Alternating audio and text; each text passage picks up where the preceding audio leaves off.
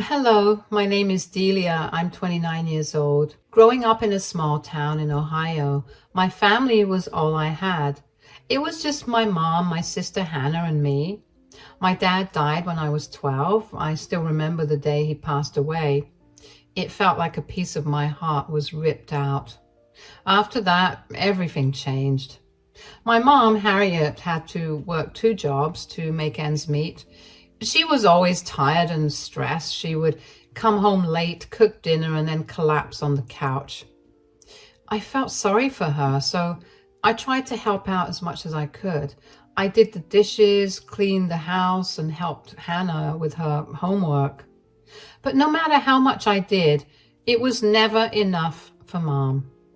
Mom relied on me a lot. She would always say I was the strong one and that she needed me to take care of things.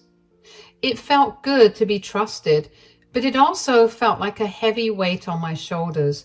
I didn't have time to play with friends or just be a kid. Hannah, my younger sister, was different. She was 4 years younger than me and the favorite child. Mom would do anything for her. Hannah got new clothes, toys, and all the attention. I was jealous, but I tried to push those feelings away. I told myself that Mom needed to give Hannah more love because she was younger and needed more help. But deep down, it hurt. Hannah didn't make things easier. She always got what she wanted, and she knew it. She would throw tantrums if things didn't go her way, and Mom would give in every time.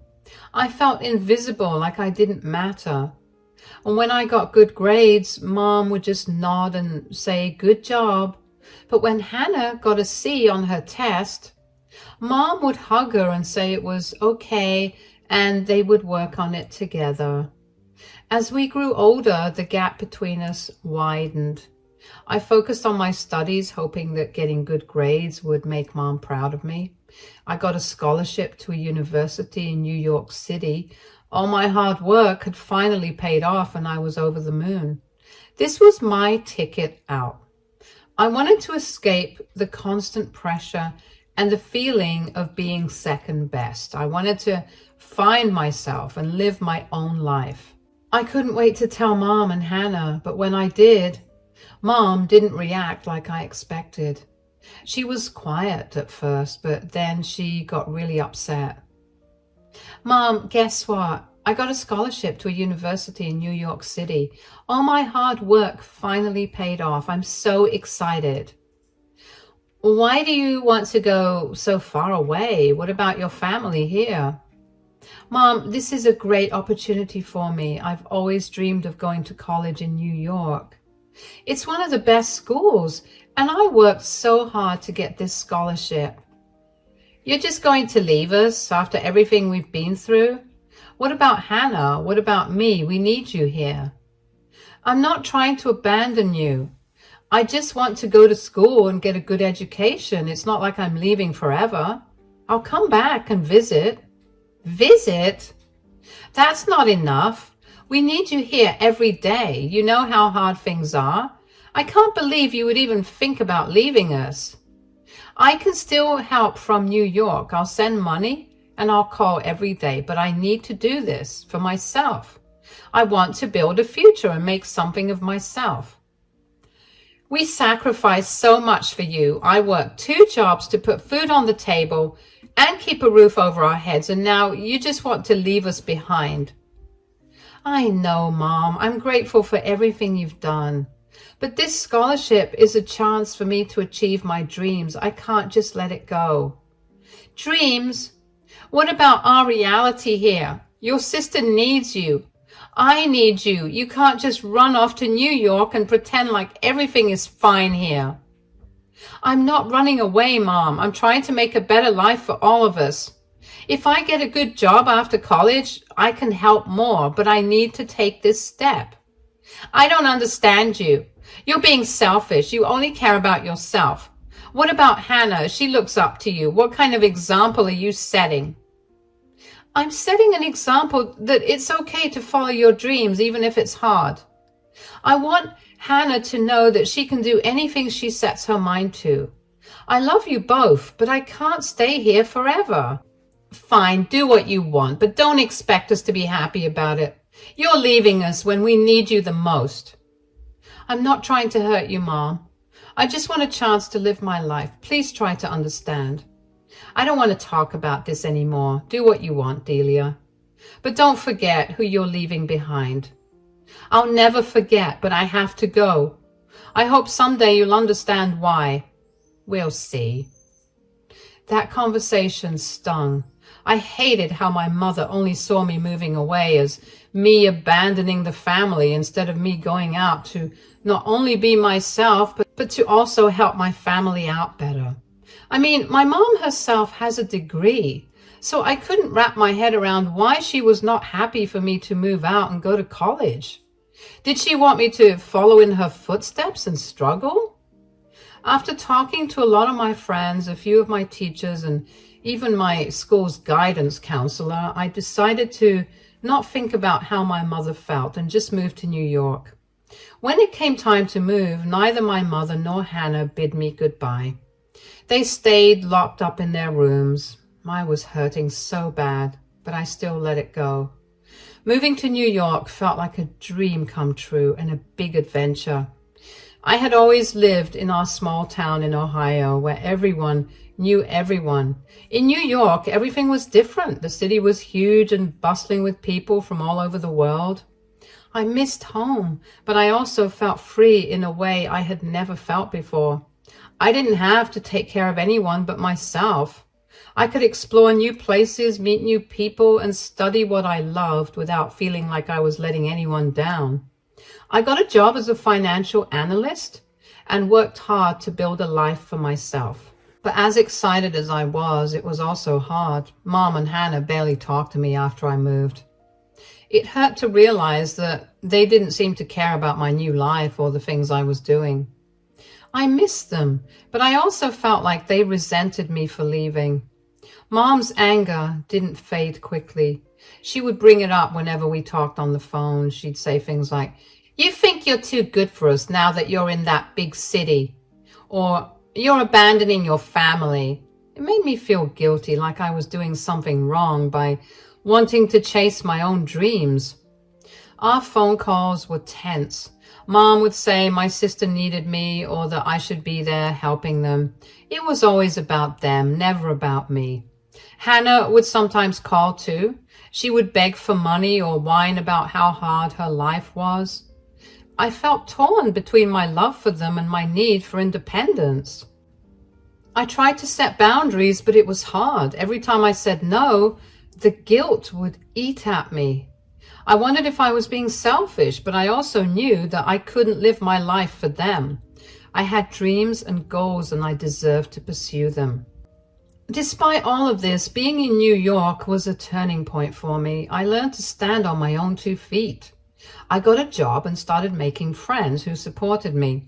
I realized that it was okay to want something different for myself, even if it meant Mom and Hannah weren't happy about it. In New York, I slowly started to heal. I made friends who supported me and understood my struggles. I found a therapist who helped me work through my feelings.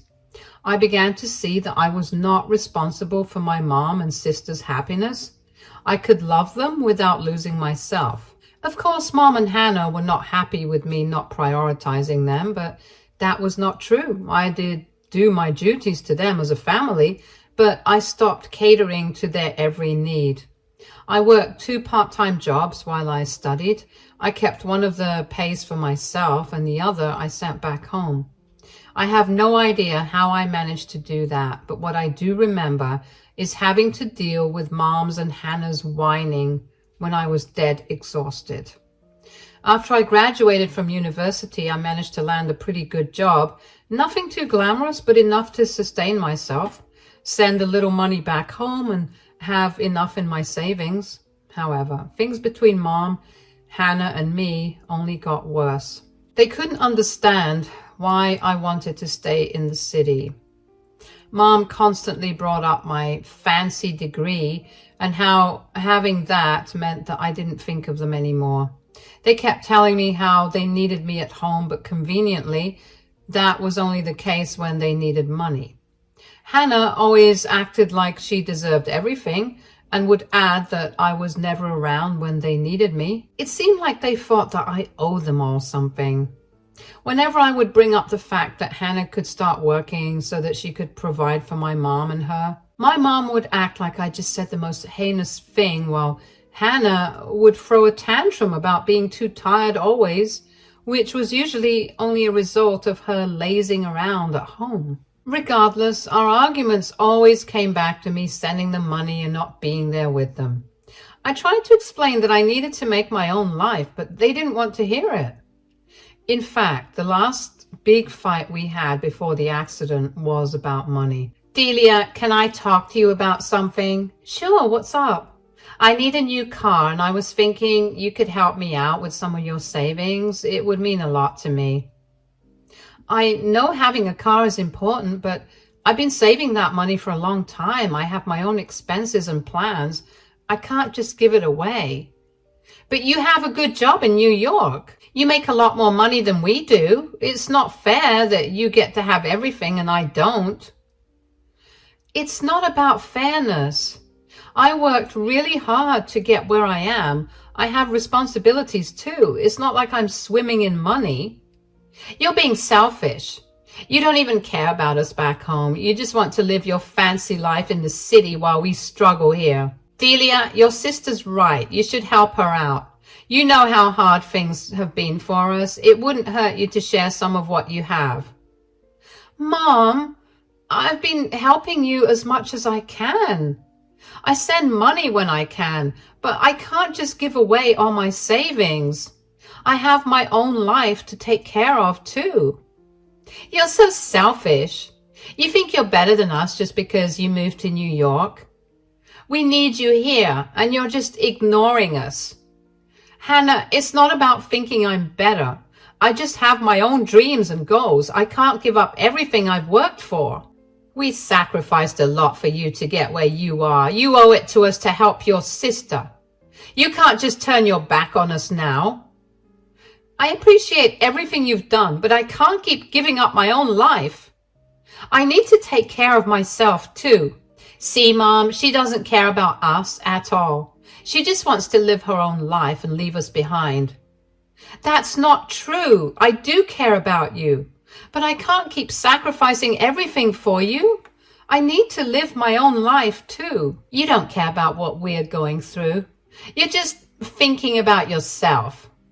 I'm trying to balance both. I've done my best to support you, but I can't give up everything I've worked for. You're just making excuses. You don't care about us at all. You're always in the way of us having a better life. Why is it so hard for you to just give us what we want? Mom has always given you more than she let herself have. You know what, Hannah? Maybe I am in your way. Maybe it's better if I just stay out of it and let you figure things out on your own. How can you say that? We need you here. I'm sorry, but I can't keep feeling guilty for wanting to live my own life. I need to do what's right for me too. Fine, go live your perfect life in New York. We don't need you. That argument was the last straw. After that, I pulled away even more. I didn't want to fight anymore. I needed space to figure out who I was without their constant demands weighing me down. I was tired of always being the one to solve everyone else's problems. Hannah and Mom tried calling me a few times after our fight, but I ignored their calls. I needed space to focus on my own life and not feel guilty all the time. At first, it was hard. I missed them and felt bad for not answering. But every time I thought about how they treated me, it made me sure I was doing the right thing. For 3 months, I didn't talk to them at all. The calls and texts from them stopped coming after a while, and I felt a strange sense of peace. I could finally focus on myself without feeling like I owed them something. Everything was going well until one day I got a call from Mom. She sounded scared and upset. Delia, it's me. Hannah's been in a terrible accident. We were driving and everything happened so fast. I don't know what to do. Mom, oh my God, is Hannah okay? Where are you? What happened? We were on our way to the store, and then this car came out of nowhere, and they crashed into us, and I couldn't control the car. Hannah's hurt, Delia. She's hurt really bad. Where are you now? Is she in the hospital? What did the doctors say? Yes, we're at the hospital. They took Hannah into surgery. They say that she has some serious injuries. Something about her spine. I can't believe this is happening. I'm coming home right now. I'll catch the next flight out. Please keep me updated on Hannah's condition. Is there anything else I can do?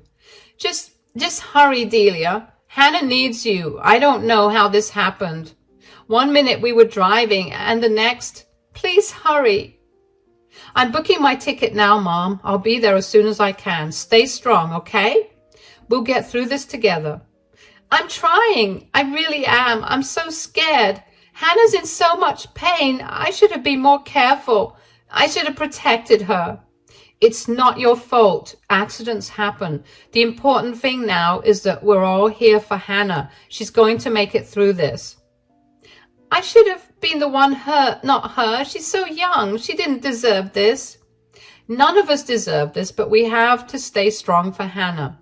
She needs us now more than ever. I know. I'm sorry. I'm sorry this happened. Please hurry home. I will. I'll be there soon. Hang in there. Tell Hannah I love her, okay? I will. Hurry, Delia. I rushed to pack my things and just prayed that Hannah would pull through. The thought of my sister lying in a hospital bed, injured and in pain, filled me with a deep sense of dread. I booked a flight back home as soon as I could. The whole trip, I couldn't stop thinking about Hannah.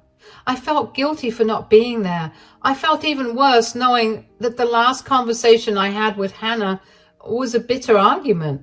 I wanted so badly for Hannah to be okay so that we could make up, but mostly I was scared of what I would find when I got to the hospital. When I finally arrived, I rushed to Hannah's room.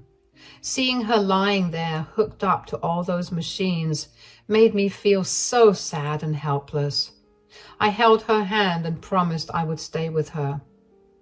The doctors said Hannah had damaged her spine. They said she might never walk again. Hearing that was like a punch in the stomach. Hannah was always so active and full of energy. I couldn't imagine her not being able to move around like she used to. Yeah, we had our ups and downs, but that didn't mean that she deserved what she got, or that was what I thought. I stayed with Hannah in the hospital for a long time. I wanted to be there for her and Mom. We didn't talk about our past fights. Right then, all that mattered was Hannah getting better. I helped Mom with whatever she needed and tried to support Hannah as best I could. When Hannah was finally able to go home, I stayed for a while longer. I wanted to make sure everything was okay before I went back to New York. I helped set up her room to make it easier for her to get around. I also talked to Mom about getting help for Hannah. Once I was sure that she was settled in at home and that they had the support they needed, I went back to New York. It was hard to leave, but I knew I had to get back to my life. I had a job that I couldn't take leave from. I figured that I could work overtime so I could send my mom some extra money to help take better care of Hannah. For the first 2 months after Hannah was discharged, I made sure to call every morning and every evening to check in on her. Things were tense between us still, but what mattered was Hannah being alive. Eventually, they returned to their old ways. They started begging me to come back home. Mom would say things like, "Delia, we can't do this without you," and "Your sister needs you here." Hearing Mom say those things made me feel so guilty. I loved Hannah and wanted to help, but I also had my own life in New York. I know I'm coming off as entitled here, but the truth is, I knew that with my field of work, it would be very difficult to find a job back in my hometown. I stuck to my word and sent my mom money every single month to take better care of Hannah. Letting go of New York meant letting go of job stability. The last thing I wanted was to struggle like Mom. Mom would remind me of all the sacrifices she made for me growing up. I felt like I owed her, but I also wanted to be my own person. Hannah would call too, her voice shaky and sad. She said, "I need you, Delia. I can't do this without you." I could hear the pain in her voice and it broke my heart.